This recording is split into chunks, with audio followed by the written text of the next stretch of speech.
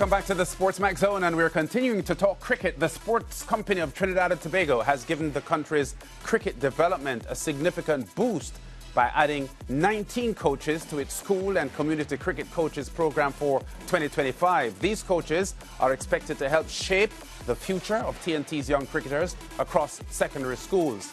The new coaches will take part in a thorough training in areas such as first aid, safeguarding, strength and conditioning, coaching pedagogy and session planning.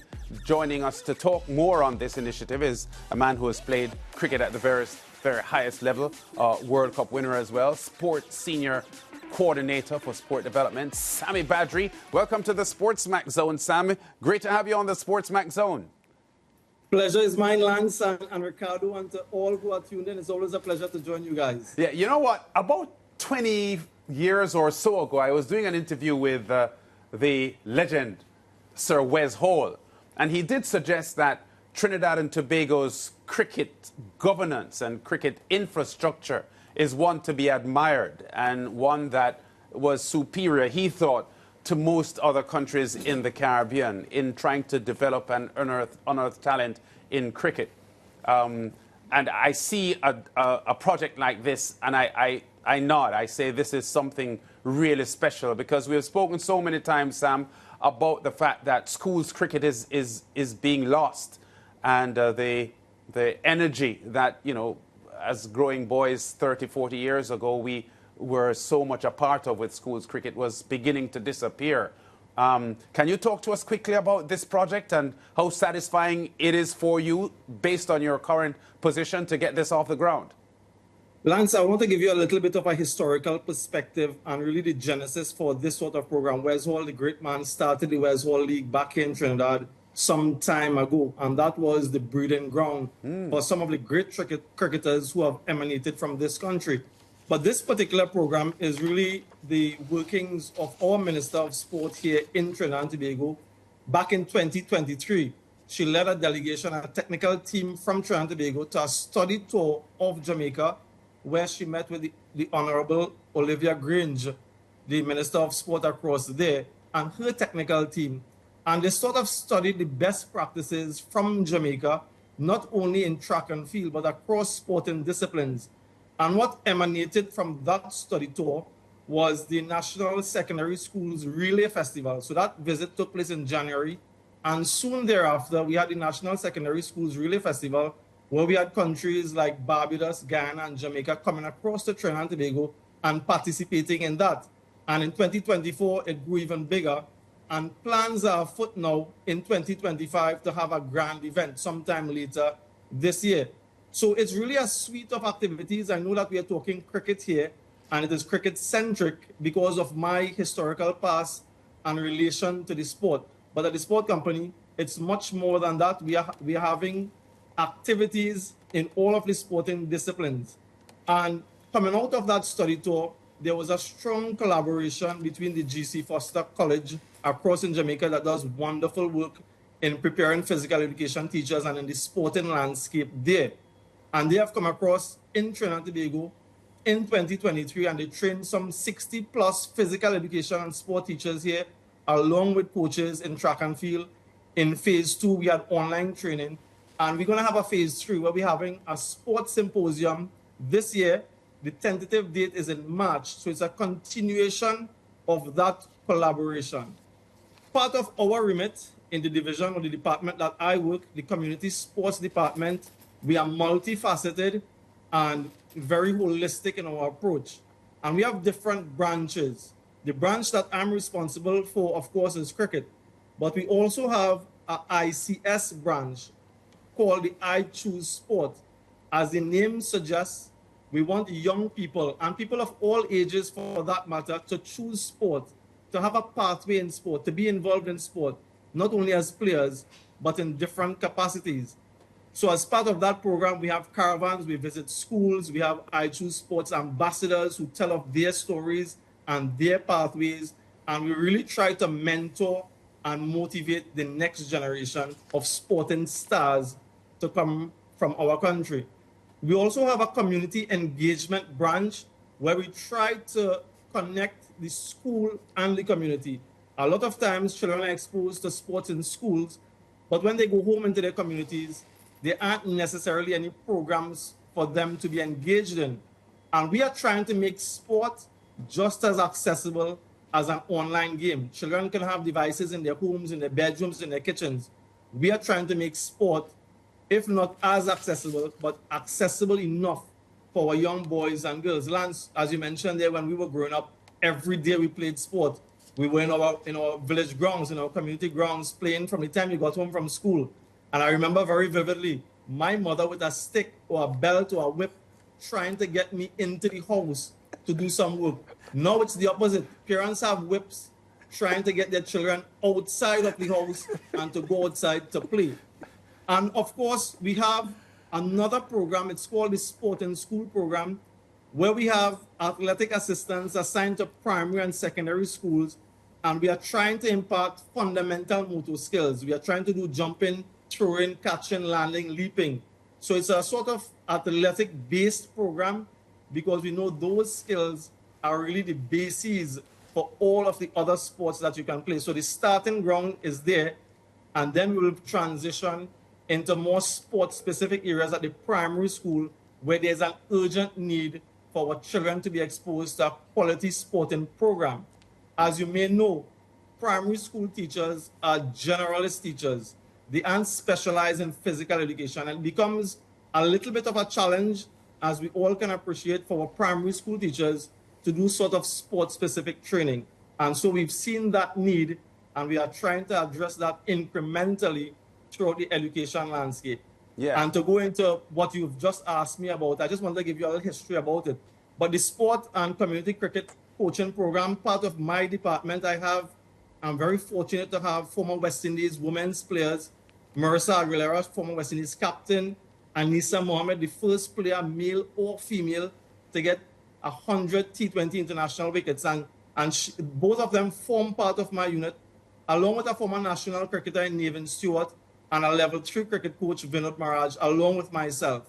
So we have started a program in secondary schools because this time of the year, the first quarter of the year in Trinidad, this is when secondary schools cricket is being played. And as you so rightly mentioned, secondary schools cricket and schools cricket form a great foundation for our cricketers of my era and even before, to really propel into international stardom. So we see that there's a great need for some support there, and we have started there. Once the secondary school element is completed, we move into the primary school. So post-SEA, that's what our, I would suppose, 12 plus exam is called here in Trinidad. It might be called something else across the region, formally called the common entrance exam. So once children finish that, they now become available, because as you can appreciate as well, when you are sitting that exam, a lot of the focus is on that because it's such a high stakes exam. So when children become more available, after that exam, we go into the primary school and we have our primary school component. All the while, we have our youth tournaments being played in Trinidad as we speak. Our under 15 tournament is being played. After Easter, the under 13 tournament is being played. School cricket, club cricket. So our cricketers are heavily engaged during the first half of the year. Thereafter, from July to December, they are left to their own devices in most cases. Yeah. And this is where the next phase of our program comes in. We have a community and zonal coaching program. We'll take some of the best cricketers in the country and continue a year-round program with them. Yeah. We also have a capacity building component. We are going into schools and upskill teachers as well with cricket development skills that they can do in their classrooms. Yeah, and thanks first of all for reminding me about Wes Hall's contribution to TNT's cricket, because Sir Wes had lived in Trinidad and Tobago for quite some time, and the reference I just made with the interview, he was actually the West Indies Cricket Board president at the time in the early 2000s. But you mentioned, or we gather, that the new coaches that will be assigned will go through a very thorough training process. What is the nature of that training process, and who will be the tutors carrying those training sessions out for the coaches? Well, as you can appreciate, Lance, before you can engage children and go into schools, there must be a level of coaching pedagogy, understanding the sort of requirements for coaching and interacting with children. So we'll go through that aspect, breaking down skills and how they can transmit and transfer that knowledge to the students and to the participants who they will interact with. So we have an expert team within the sport company that will engage with that aspect of it. Our coaches will also go through first aid training in the event, the unfortunate event that something happens. They will be the first point of contact. So all our coaches will be first aid certified, and they will also go through, which is very important, a safeguarding and child protection component. Sometimes we overlook that or underestimate the importance of that. So that will form part of their training as well, understanding their duty of care and the requirements when engaging children. And also, we want to do some strength and conditioning work with them. So our elite athlete wellness unit, who have specialization in that field, will introduce our coaches to strength and conditioning, who in turn will introduce that to our young charges. So they have a basal understanding of strength and conditioning and the techniques that they would need if they are to, promote themselves to the international level. So when they get to representative teams and they are now forced to do some of the skills and drills from a strength and conditioning perspective, they already have a background with regard to that. Yeah, well, Samuel, first of all, I think that the Minister of Sport in Jamaica should probably, at this stage, take a visit to Trinidad and Tobago to get a better understanding of what is happening with cricket there, because there are record lows in the number of participating schools in the secondary level competitions here in Jamaica, both in the urban area and the rural area. So real damper on Jamaica's cricket there. Outside of that, though, I want to get an understanding in terms of the coaching education, and I hope I can, frame this question correctly, because I remember when I was coming through the school system, at the time, you didn't have the T20 format in the way you do now. And so the training was geared towards longer form cricket, being able to bat for long periods, being able to take your time in working a batsman out over a duration of time and so on. I find now that it's a little bit different. It's about, being able to score quicker, being able to clear the boundary. And sometimes that could potentially mean some of the basics being left behind. And I just wonder if there's any aspect of this coaching education program that deals with how you deal with that aspect of the development of the youngsters. Very good question. Very good question, Ricardo. When I played secondary school cricket, it was actually a 2-day tournament. So you played on Thursday and Friday. So you had a long period of time in which to compete against the other school. In the recent past, a lot of these school competitions are very short duration. So many of them 50 overs and some even as short as 25 overs. And when you get to the primary school level as well, it's even shorter.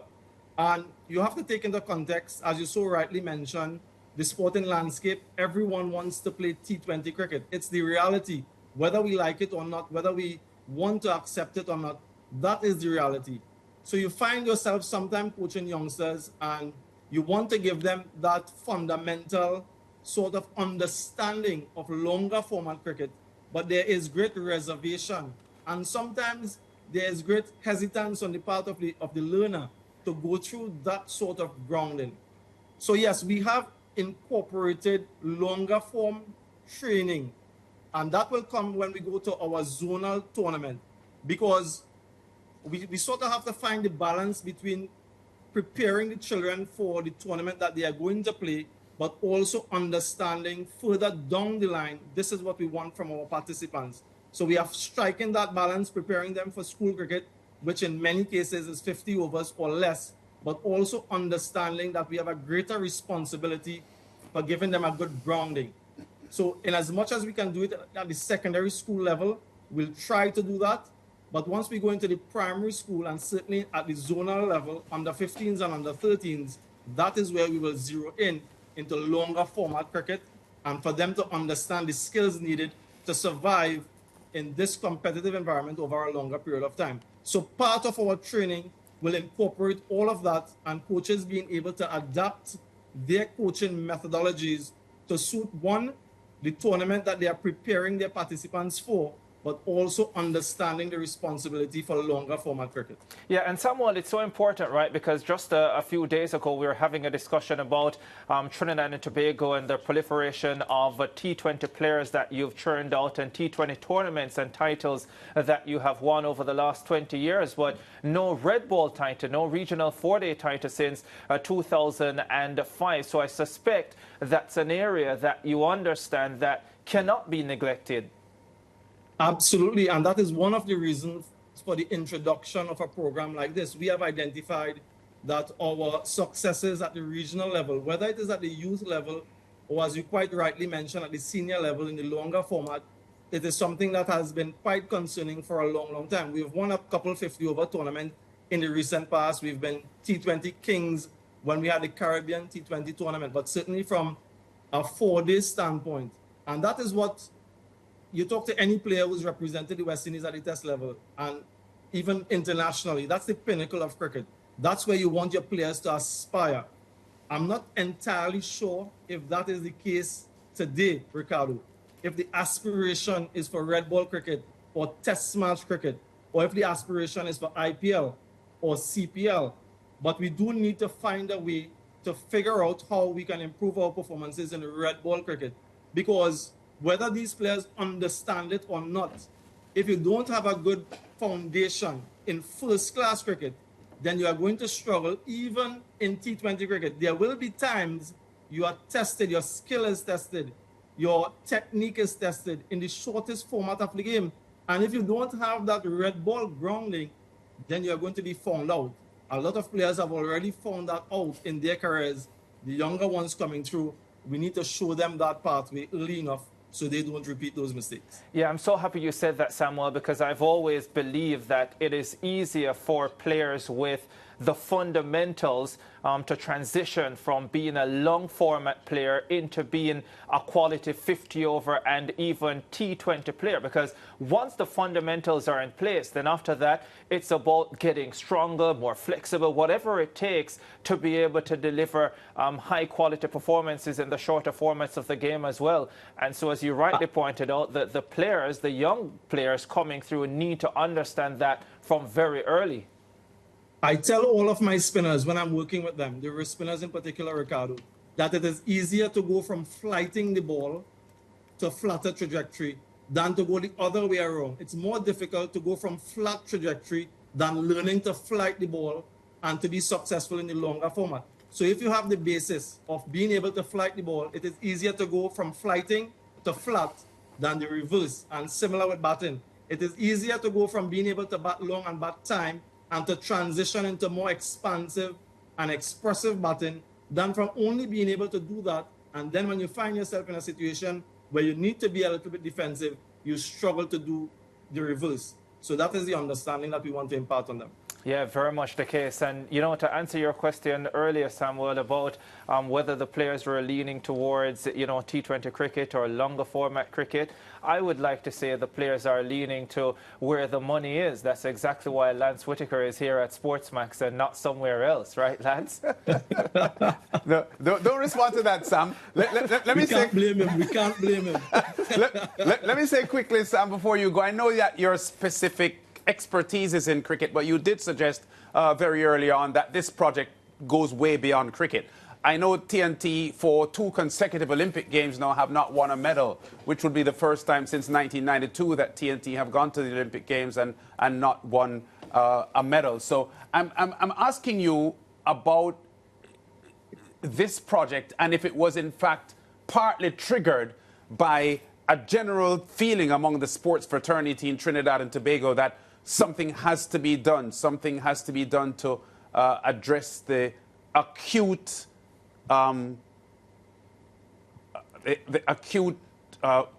optics of TNT having a bit of a decline in their sport. I know that you are trying to be euphemistic in the way you are framing this, Lance, but the raw truth is that we have been egregious with regard to our Olympic record in the recent past, and every Olympic cycle, the last couple Olympic cycles, actually, after the Olympics, there's a big debate in Trinidad and Tobago, and then it soon dies down. And unless something was done to address some of the issues that we face, then every Olympic cycle, we are going to have that same discussion. So absolutely, this project is in response to that. We certainly need to do better as a country in terms of nurturing and identifying talent. Far too often, in my respectful view, we jump on the bandwagon when an athlete has sort of identified himself on the world stage, and then we come in and step in and try to support and try to, take some level of credit for it. The Minister of Sport in Trinidad and Tobago has identified that we need to address this from the grassroots level, from the cradle, so to speak, and we don't expect to see results overnight in the next Olympic cycle or even in the next Olympic cycle, but certainly further down the line, based on the body of work that we are doing now, if we do it well enough as envisioned, I think we are going to see the results in a massive way in the not too distant future. But to answer your question directly, it is in fact based on that we had that study tour to Jamaica to find out what they are doing well there with regard to track and field and try to implement. Yeah. Okay. All right. Well, Sammy just had some transmission issues there just now, but we got the gist of what he said. Really enjoyed that interview there with Samuel Badri, a very astute individual, and we see that his cricketing acumen that helped the West Indies win 2 T20 World Cup titles is not lost on TNT, because mentally he does have that acumen, Ricardo, to help in retirement with the administration of sport. Yeah, certainly a lot of depth that we got out of Samuel Bandry there. And yeah, I'll say it again, Lance, that someone from Jamaica needs to take a visit to Trinidad and Tobago and look at their cricket development, starting from the primary school level up to the secondary level. Yeah. Break time. We'll be back with more on the SportsMax Zone after this.